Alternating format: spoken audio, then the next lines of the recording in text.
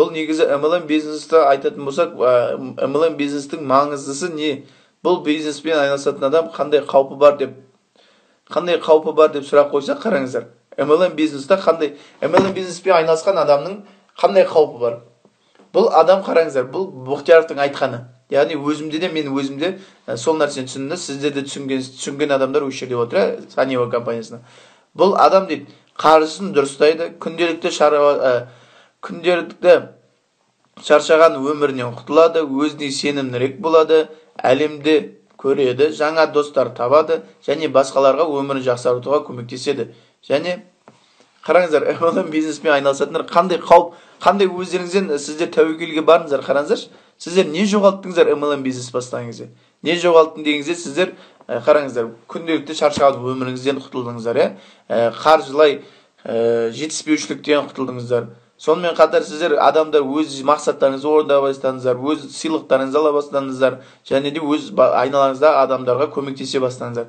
Басқа да ешқандай қауіп жоқ, былайша MLM бизнесті қарап тұрсақ, сіздер аренда төлемейсіздер, осылай аренда төлем керек еді, осылай налог төлем керек еді деген сияқты. Сіздер үшін компания арендасын төлейді офисіне, сіздер үшін компания жаңағыдай налогын төлеп отырады. Налогты толыққанды төлейді. Бұл заңда бизнес болғандықтан бізде налогты, яғни салықты компания жоғалтқаннан қарағанда біз сол нәрсені, біз өзімізге керек нәрсені аламыз. Қараңыздар, былайша қарасақ, бір мынандай кесте көрсетеміз да, қандай кесте? Мысалы, қараңыздар, MLM бизнестің бұл жалпы айтқанда MLM бизнес заңды және шыншыл бизнес қой. Неге заңды дейміз? Қараңыздар, бұл толыққанды бүкіл тауар айналымын жасалған Санева компаниясы, жалпы MLM бизнесті толыққанды салық органдарын көрсетіп, сол тауар айналымға байланысты тауар айналым жасаған нелеріне біз налог төлейді. Яғни MLM компаниялар. Содан кейін қараңыздар, бұл не істейді? MLM бизнеспен айналысқан адамдар, қараңыздар, ТМД мемлекеттерінде көбінесе қазірне бізде қаржы жетіспеушіліктен адамдар өз үйін аламайды, көбінесе квартирадан квартираға жүреді. Ал MLM бизнеспен нақты, тұрақты және шынайы істеген адамдар белгілі бір уақытта өзінің үйін аласыды. Яғни тіршілік өмірін ұлғайта бастайды. Ол ұлғайтқан адам не істейді?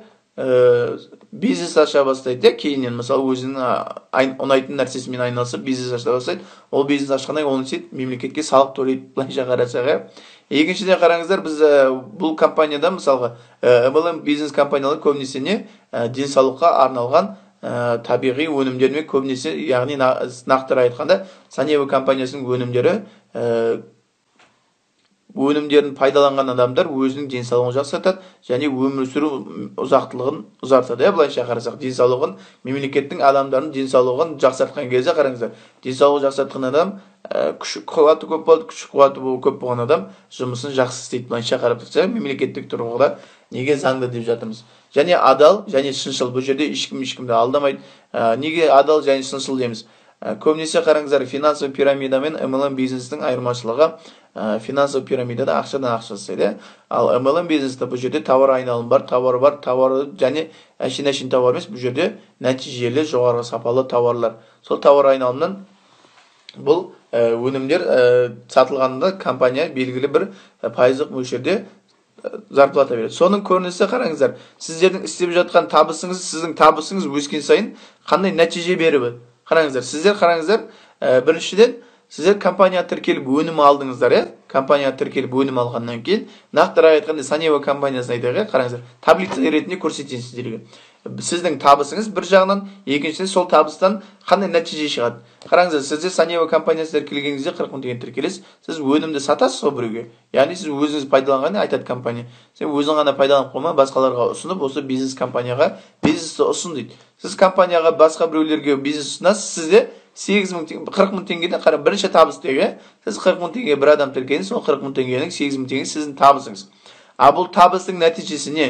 Ол адам 40 мың теңгеге өнім алған адам не істейді? Ол денсаулығын жақсартады. Нәтижесі сол ма? Сіздің 8 мың теңгеңіздің табысыңыздың нәтижесі 40 мың теңгеге алған адамның денсаулығын жақсартқаны. Келесі, одан кейін сіз бизнесте бастағаннан кейін сізде 40 мың, 100 мың теңге, 150 мың теңгеге табысқа шыға бастайсыз. Бұның нәтижесі не? Сіз берген мүмкіндіктен тіркелген адамдар 8.000 теңге табысқа шыға ма? Яғни қараңыз, сіз зарплатаға шыға бастағаннан кейін, тұрақты зарплатаға шығасыз, 40.000 теңге, 100.000 теңге табысқа шыға бастағаннан кейін, сіз тіркеген адам, ол тіркеген адамға не үйретесіз сіз? Бизнесті үйретесіз ғой. Бизнесті үйреткеннен кейін ол адам не істейді? 40.000 теңгеге адамға өнім алдырып компания тіркеледі. Ол 40.000 теңгеден сіз тіркеген адам не алады? 8.000 теңге табысқа шығады. Көрдіңіздер ме? Қараңыздар. Круговоротта сіз 40.000 теңге табыс алдыңыз. Оның нәтижесі сіз тіркеген адам 8.000 теңге табыс алады, а ол тіркеген адам өз денсаулығын жақсартады. Үшінші деңгейді көрсететін болсақ, кесте бойынша қараңыздар, сіз 300.000 мына жерде отыр, Құралай ханым, Маржан ханым табысқа шығып отқан. Құралай ханым мысалы 300-400.000 теңгеге табысқа шыққан кезде қараңыздар, сіз көмектескен адам қараңыз. Сіз тіркеген адам оның бизнеспен жетелеп, оны үйретіп, оны қадағалап, оны басқарып, оны бизнесті үйреткен адам не істейді? Сіздің жаңағы 40.000 теңге, 100.000 теңге табысына шыға бастайды. Сіздің табысыңыз 300-400.000 теңге табысыңыз, сіздің тіркеген адамның 100.000 теңге нәтижесі, сіз тіркеген адам 100.000, 150.000 теңге табысқа шығуы. Көрдіңіз ме? Оның нәтижесі. Енді қараңыз, бұл жерде енді 700.000 теңге, миллион теңге табысқа тауып отқан адамдардың нәтижесіне, бұның нәтижесі командаңызда істеп жатқан адамдар 300.000, 400.000 теңге табысқа шығу. Көрдіңіздер ме? Бұл жерде бұл табыстың, сіздің табысыңыздың нәтижесі басқа адамдардың жетістікке жетуі. Қараңыздар, Маржан ханым, Құралай ханым, Айжан ханым, сіздің зарплатаңыз өскен сайын адамдарыңыздың зарплатасы өсіп жатыр ма? Солай болса плюс қойыңыздаршы, мысалға. Сіз тіркеген адам, сіздер тіркеген адам, сіздердің командаңыздағы жаңадан жасап жатқан бизнес серіктестер тіркеген адам денсаулықтан жақсартып жатыр ма? Табыс тауып жатыр ма? Сіздердің табыстарыңыз өскен сайын соның нәтижесі басқа командаңызда адамдарды сыйлықтарын алып жатыр ма? Басқа командаңызда адамдар табыстары көтеріп жатыр ма? Егер солай болса плюс қойыңыздаршы. Әлде олай емес пе?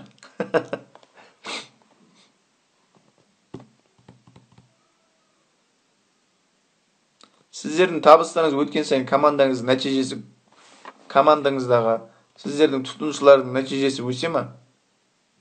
Егер сол плюс қойыңыздаршы. Жанат ханым, Елшат ханым, сіздер қазір, мысалы, Жанат сіз консультант болдыңыз, сіздер командаңызда, мысалы, мен білетін Шымкент қаласында өз денсаулықтан жақсартып, өмірлерін өзгертіп жатыр. Қаншама тұтынушылардың нәтиже алып жатыр. Көрдіңіздер ме? Бұл MLM бизнестегі сондай жалпы айтқан кезде. Көрдіңіздер ме?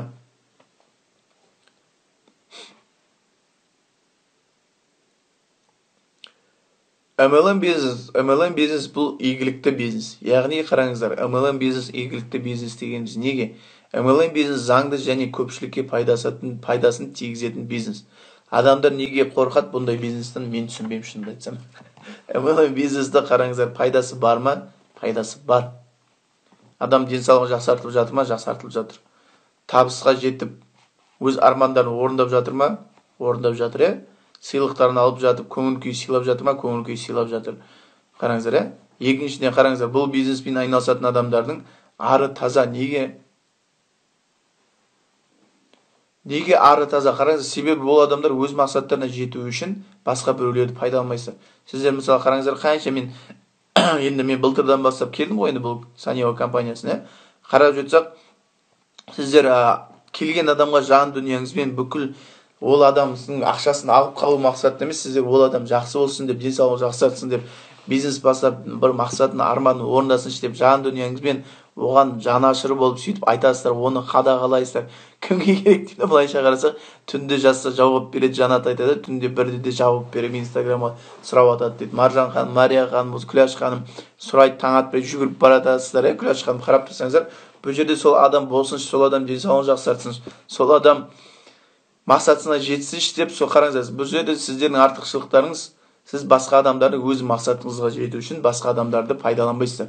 Сіздер керісінше сол адамдардың өзінің денсаулығын жақсартуға, өз мақсаттарын жеткізу арқылы сіздер өз мақсаттарыңызды, өз армандарыңызды орындап жатсыздар. Неліктен бұл MLM бизнесті игілікті бизнес деп атаймыз. Және қараңыздар, MLM бизнес бұл ұзақ мерзімді және сенімді бизнес. Неліктен? Бұл қараңыздар, Mary Kay, Oriflame, тағы да қандай бизнестер бар? MLM бизнестер. Неге көп бұл ұзақ мерзімді және MV мысалға келтіреді. Мысалға келтіретін болсақ, қазір Санева компаниясы бұл ұзақ мерзімді бизнес. Біздің алдымызға қойып жатқан стратегиямыз, біздің алдымызға қойып жатқан мақсатымыз бұл 1 жылда, 2 жылда жауып қалатын нәрсе емес, 3 жылда жауып қалатын нәрсе емес. Бұл 10 жыл, 100 жыл, одан да артық жылға жасалынған бизнес.